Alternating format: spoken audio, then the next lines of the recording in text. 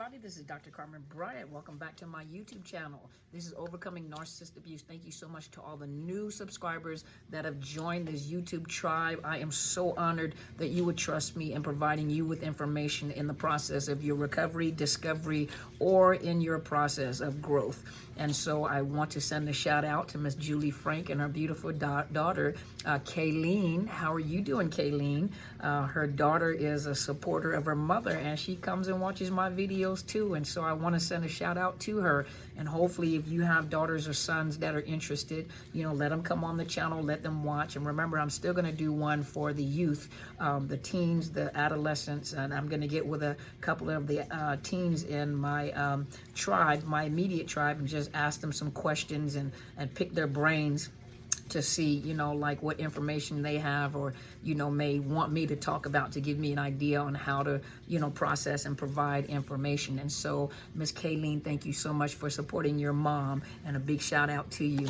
Today, I just wanted to go and I wanted to revisit a topic that I spoke of before, because I've heard people say that they had a sibling that was a golden child. And they were very jealous over that sibling because it seemed as if that sibling could do no wrong. That golden child had all the attention, all the love from the narcissistic parent.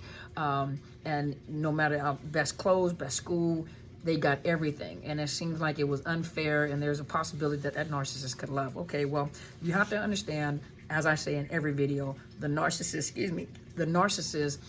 does things for a reason. They always need fuel. They're not normal people like you are.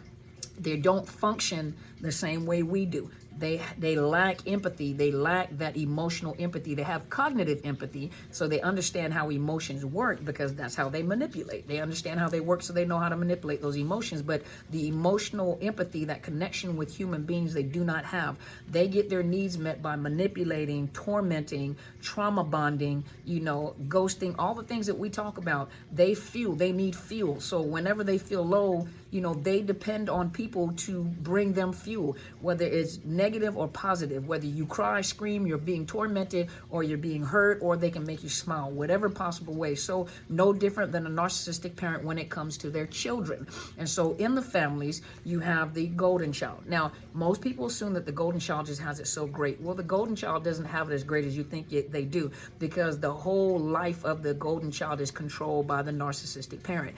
The golden child does everything in order to maintain that love and affection and attention and affirmation, and confirmation from that parent by doing whatever that parent tells them to do. That narcissistic parent lives vicariously through that golden child, and so their whole lives are controlled by that narcissist, and the way that narcissist keeps them, in other words, not bonded, but keeps them loyal to them, is providing them with extra attention or preferential treatment, but they really feed into this golden child, and that golden child becomes a fierce defender of that narcissistic parent, become number one flying monkey a lot of times as well.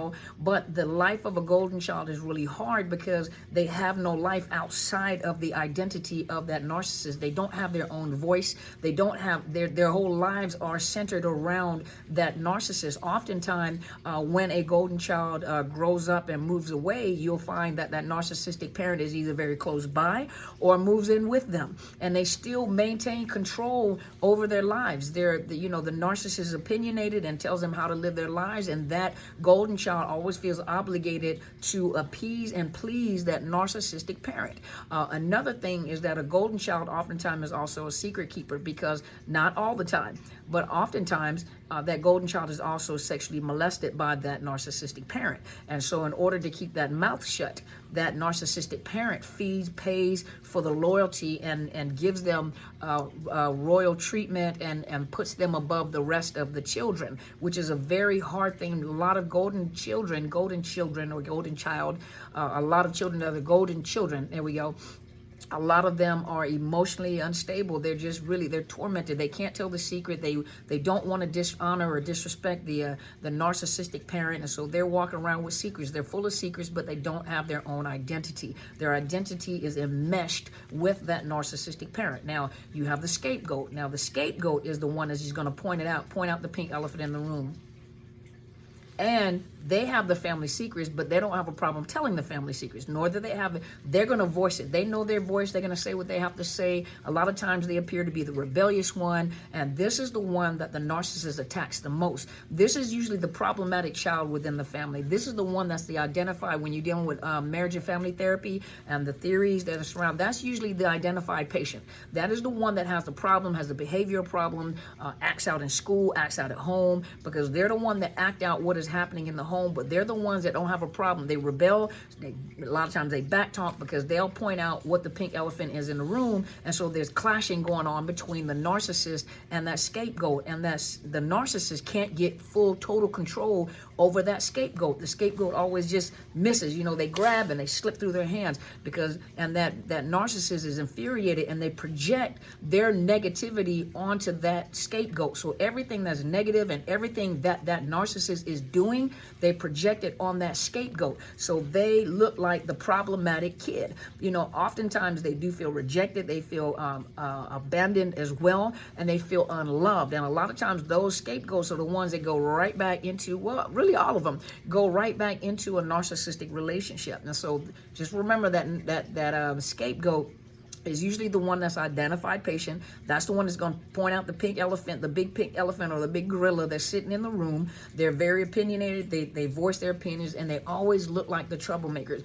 A lot of times when they get older, because they, a lot of times when they separate from that narcissistic family or the toxic family, oftentimes that narcissist will keep up the smear campaign to family, to friends, to people, because they escape from that toxic family. They escape from that narcissist because that narcissist can never get their claws totally into that scapegoat child, even as an adult. And so oftentimes as an adult, the narcissist convinces the family that this dysfunctional individual is still very dysfunctional, has always something negative to say. They smear campaign them. They, just a lot of time. And then when people meet them, they're totally opposite than what the narcissist is saying. So, a lot of time this is what goes on with those scapegoat children. Now, you also have what's called the lost child. The lost child usually is the one that has no voice. A lot of times they're very isolated. They're very lonely children. They're hidden. They're very shy. They find things to do by themselves. They live in an imaginary world. They go outside and play with imaginary friends. They stay in their rooms. They're in computers. They prefer to isolate themselves and make themselves small, because one thing that the lost child has determined long time ago in their young age is that the family is dysfunctional. The narcissist is dysfunctional, and the once or twice or whatever time they try to voice their opinion or voice, they have been severely abused, ridiculed, humiliated.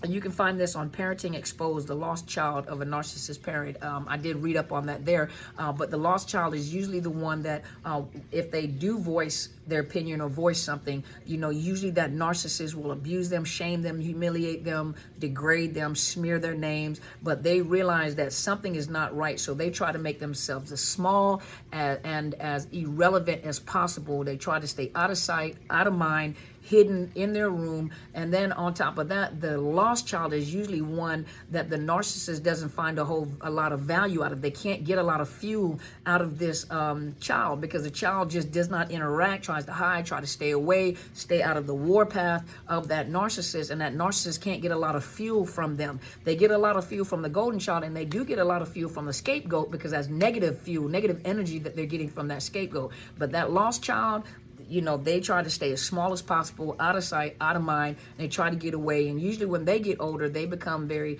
isolated, very lonely. They go through a lot of rejection and abandonment issues. A lot of times they're very socially awkward. Sometimes they're kind of delayed in their social interaction with people. And so this is usually what you find within that dynamic. Now, you have to remember that with a narcissist, when they have relationships, for example, those of you that have dated narcissists or had partners that were narcissists, they love to triangulate. And so when they get new supply, or if they have some supply on the side, a secondary supply, they don't mind triangulating between the different supplies, because it gives them a sense of empowerment. It fuels them. It fuels their ego. It makes them feel relevant. And they don't have a problem with those two or those three sources of, or how many arguing amongst each other because it makes them feel relevant. It makes them feel empowered. Well, that's the same way that a parental narcissist, a parent, will handle the golden child, the scapegoat, and the lost child. They play the children. You may have more than just that. You may have more children in the family, but they all have a specific role. But they don't mind triangulating the children amongst each other and have the children fighting. The whole dynamic of the family is just messed up. There's nothing normal about the dynamics of a family that has a narcissistic mother, father, or both. And it's very dysfunctional because they triangulate the children. Think about it. Most of the kids are jealous over the golden child because they tend to get to all the attention, the affection, the love, and they do it on purpose so they make sure it's seen. The scapegoat, on the other hand, they get everyone to go against the scapegoat. Everyone stops what they're doing and they go against the scapegoat. So everyone has come together and they're empowered because they come against the scapegoat. The lost child is the one that's hidden and stays as small as they possibly can. But when they pick on the lost child to have something to say, everyone will agree and everyone will pick. So they just try to stay out of limelight, stay out of trouble, stay out of limelight. I try to get away from you guys, And so that narcissist is very dysfunctional, and they even play the children against each other because that provides them with fuel. So they triangulate their own children or stepchildren. They'll throw the stepchildren and make the stepchildren the golden children. So they'll try to throw it into the child's face. Maybe that the child is living with a non-narcissistic parent, and you have that narcissist with had new children. And what they do is they create these golden children, and then, or whatever they do, they try to throw it into the face of the child that's not there in the family. They try to send pictures and show on the pictures how much fun we're having, and don't you want to be here, and all the things that child desires. So the child that may be in the home with that non-narcissistic parent, or some of you guys, have your children at home with you, and these kids are looking at pictures that are being sent. They're on the beach, they're on an airplane, they're going to a different country, we're going out to eat, we're doing this. That narcissist is not doing it to share family pictures. That narcissist is doing it to triangulate the children, showing that the stepchildren are getting more out of it, to try to even make them make a choice to try to come and stay with them or leave your home to go and stay with them. It's an attack against you to hurt you and cut you deeply in your heart as a parent because you don't want to see your child suffer like that. But it's also an attack against the child because the child shows some type of allegiance or some type of loyalty, a love towards you. And so anything that they can do to mess up that family, that relationship, and cause division, that is what they're going to do. So the pictures that they send to a child, is not being sent to show you what they're doing, is done on purpose to try to hurt you and to try to hurt your child. And so, and then the picture, or they talk about, what they bought and what they have and what they've done, and they make everything so fun and so wonderful, so that child that is not there is with you, with the non-narcissistic parent, is hurting, and that child ends up hurting. And the only thing that I can suggest is take that child to a counselor. Get counseling, and that's why I want to make sure that I make a video, specifically just like this, addressing teenagers and adolescents, to let you know that it's not your fault and there's nothing that you've done. The thing about it is that parent, and this is not coming from your parent, this is coming from me, Dr. Carmen Bryant. A lot of times what happens is you feel really bad because you felt like you did something wrong. Had I done, sometimes you may regress, find yourself sucking your thumb or wetting the bed or baby talking yourself, but a lot of times the stress that you have and the pain that you have is real pain. You may cut, you may, threaten, you may have thoughts of suicide, you feel depressed because of the fact you feel like there's something that you did to break up that family and you didn't. There's something that you did for that mother or the father to no longer love you, and there's nothing that you did. The sad part about it is you have what's called mental health problems. You've heard of depression, you've heard of anxiety, you heard of eating disorders, you heard of anorexia, you heard of schizophrenia, you heard all these terms. Narcissistic personality disorder is actually a mental health disorder. And what happens is that most of the time, nobody knows that person has a mental health problem because it seems like mom looks perfectly normal or dad looks perfectly normal. There's nothing wrong with them because I can't tell, I can't see it. Well, guess what? You can't see AIDS and HIV. You can't see cancer until you're at the later stages of it, later stages of AIDS. But you can't see the certain diseases. You can't see diabetes. You can't see kidney issues. You can't see problems with heart issues or lung problems or breathing issues. So some things you can't tell, you can't see. And narcissistic personality disorder, when someone purposely hurts you and in your mind you're trying to make excuses for them to say, no, that's not what they meant. And you're always making up excuse, or they make you feel obligated to them. They make you feel like, they may not say something to you directly. They may say something to people around you or talk really loud so that you can hear, and you get this sense that, I'm not supposed to love my mom, or I'm not supposed to be close to my dad. That's not, that didn't leave. But now all of a sudden you start feeling like, well, I feel like I'm doing wrong if I'm close to my mom or close to my dad, or I feel bad, because I'm not supposed to enjoy myself like that. I'm only supposed to enjoy myself, when I'm with that parent. If you feel like that, and both of your parents are not making you feel loved and welcome, and you don't feel bad going to one person's house or the other person's house, or you notice that one of your parents is always downgrading or talking about the other parent, that's not right. That is not right. But one parent should not be talking about the other parent. But if your parent suspects that there's a possibility that the absent parent may be a narcissist and is hurting you, these videos are good videos for you to watch as well. Some of you understand. Some of you are old enough to understand. Ask your parent if you can run through these videos and look at some of the videos that I've posted in there. And hopefully some of you maybe reach out to me and I'll respond back to you. Let me know that, whose child you are. Make sure that your parent is giving you permission, to email me, and I'll respond back to you. But hopefully this little information right here about the golden child, the scapegoat, and the lost child, maybe that gives you some identification to help you understand where you are in that dynamic. Because you guys are not dumb. So don't ever let one or the other parent make you feel like you're dumb. You're very smart, and you're very cognizant, and you're very aware of what is going on, but you just can't put words to it. You don't understand why you feel this way. There's nothing that you did to break up that family. There's nothing that you did to make them go away. And if one parent is making you feel like it was your fault that we broke up, or they making that other person feel, parents, you should not be talking negative. If it's a narcissist you're dealing with, there's nothing wrong with you letting them watch the videos with you. But be careful what you're saying around them, because that's still the parent. Unfortunately, that's still the parent, and but hopefully this has helped someone. Hopefully this has helped a teenager, but I'm still coming back. I'm still gonna come back and address you guys. And so hopefully this has helped a little bit. This has gave some clarification. I just want to revisit this topic because I heard people talking about it's unfair. It's the favorite child of the narcissist. So I know that they feel, I know that they care, and that's not the case. There's always an ulterior motive. There's always something behind what they do. They don't do anything just because they love you or just because they care about you so much. And that's a lot of the words that you'll hear them use.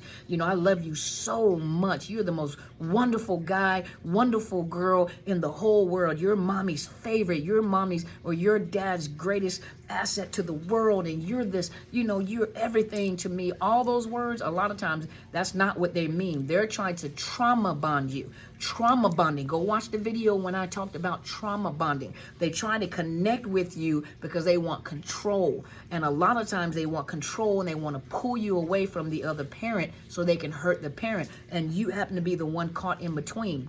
Well, that's because that individual has a mental illness. It's a real mental illness. You just can't tell because they look and sound perfectly normal, and they make you feel good. They purposely make you feel good about being around them. That is called the game. That's what they do. They play this game, and it's all about emotional manipulation. They don't love anybody. They don't even love themselves, no matter what it looks like. Just remember that, no matter what it looks like. And a lot of times they get around the new husband or they get around the new wife and they pull them around, and you notice that that person is always competing with you. They always want the other, you want your mom or your dad's attention, and they make sure sure you see it. They do little things to hurt your feelings, or they say little things, and you know in your heart, like, I know she doesn't like me, or I know he doesn't like me. You go with that feeling and you go talk to your mom. Moms and dads, when they come and talk to you, you can't just fly off the handle and go over there and want to fight someone. You can't do it, or your kid is not going to trust you, because you don't know what they've said to that child. You don't know how they threaten them. You better not say anything about what's going on in this house. If you do, this is what's going to happen. So you don't know how that child has been threatened. You don't know what has been said for that child to have enough courage to say something to you. You have to talk to them, because a lot of times they're not going to be honest with you because they're afraid. You know, as adults, we may not be as afraid like a child is, but you have no idea what has been said, how they have been tormented, or how they've been traumatized, where they're not able to tell you. And when they do, they may not say anything to you because they know that you'll probably go burn down the whole house, or you're going to go confront them. And if you do that, what you're doing is you're putting them back in a position where that narcissist is going to punish them for saying something. So the next time they're not going to say anything. And when they do need to say something to you, they're going to be afraid to tell you, and they're going to need your help. So you have to be wise. Be wise at how you handle your kids. And kids, be wise to know when that you need to talk. There is no such thing as secrets. Never let your mother or your father say, you know, this is our secret. These are our secrets. What happens in here, you better not go tell anybody. When they say that, that means something bad could happen. You know, and I understand, you know, you just don't talk about your mom's business. You know, mom went to the bathroom and you know, fell out the shower and, you know, whatever, you know. You don't talk about stuff like that. But serious stuff, when a person is hurting you and they're telling you, you better not say anything, you better not tell my business, you better not say what's going on in this house, that means something not right is happening or being said or being done. And they know this because they don't want the information to get back to the other parent. And they may say things to you like, if you say something, you know that he's going to try to take you away from me. Or if you say something, you know mom is going to try to put court orders in so me and you will never see each other again. That's too much information for you. You're a kid. You're too young for that information. That's between your mom and your dad. That's not between you and your parents. Your parents should not be adding you into the argument. They should not be adding you into their conversation. You are not an adult. You are not at their level. So I know some of you guys, but I'm 18 and I'm grown. No, you're not. Sit down somewhere. Hush. And email me. All right. Well, hopefully this has helped. Thank you so much for tuning in. Please subscribe to my channel. It is Dr. Carmen Bryant, Overcoming Narcissist Abuse. I also have a Facebook page, 2 of them, Psychological Health Consultants and Services, and Overcoming Narcissist Abuse. Hit the like and make sure you hit the subscribe button and hit the bell so you know whenever I come on. I usually come on live on Sundays between 8 and 9 o'clock Pacific Standard Time. I was able to come on a little early, and hopefully this has helped you. Also, I have a podcast, which is under Podbean. You look under Podbean and look under Overcoming Narcissist Abuse. You can find me on Podbean, Spotify, iTunes, iHeartRadio, and Google Play. And there's some other ones I didn't know I was on, but I'm out there somewhere. Just put Overcoming Narcissist Abuse, Dr. Carmen Bryant, but it's under Overcoming Narcissist Abuse. Those of you that are looking for counseling, please, I do not provide counseling over state lines, so right now I'm not accepting clients through BetterHelp, but if you go to betterhelp.com/Dr. Carmen, you can get discounted prices if you're having financial difficulties. Let them know they have grants. And then when you click on it, it actually says, you know, what type of counselor you need to find, someone that specializes in narcissist abuse. Let them know post-traumatic stress, trauma. Do you understand trauma? You know, and talk to them. There's some really good counselors out there that understand, that will help you. You know, those of you that are trying to escape, find good legal counselor, and find a legal representative or someone through the YWCA or some type of domestic violence support group. Don't try to jump up and leave, because there could be some legal consequences with that. But when you get a domestic violence agency involved, sometimes they can help you get out of the situation and to relocate you. For those of you that are in fear of your life and fear of your safety and the safety of your children. And so there's help out there. There's also a suicide hotline. You go look online. There's a suicide hotline where you actually text. You can text the suicide hotline. Go look for suicide hotline under Google, you know, in your search engine, and it'll come up where you can actually text. They don't know who you are, and you have someone to talk to as a crisis counselor. Also, those of you that have inquired, I do have a Cash App and a PayPal if you would like to donate. I thank you so much for the inquiries, and thank you for the donations. And those of you, I do have a couple of, well, there was a few slots I do have available for the month of January at discounted rates. You guys have really, most of you guys have done like one session with me, and I really enjoyed it. Thank you so much for giving me that opportunity to be a part of your life on that level. And so if you are still interested, please email me at Dr. Carmen Bryant, DrCarmenBryant@outlook.com. Thank you so much, and make sure you go check out my mentor's YouTube channel. It is Helen Sadler, Destiny Helper, and she will bring you more information on narcissist abuse from the spiritual and biblical perspective. Once again, I thank you guys. Thank you so much for supporting me, and thank you, Miss Kayleen, for being here with me. Thank you, Miss Julie Frank, for allowing her to watch these videos with me. You guys have a great evening, a great day, whatever time you get this, and go be great.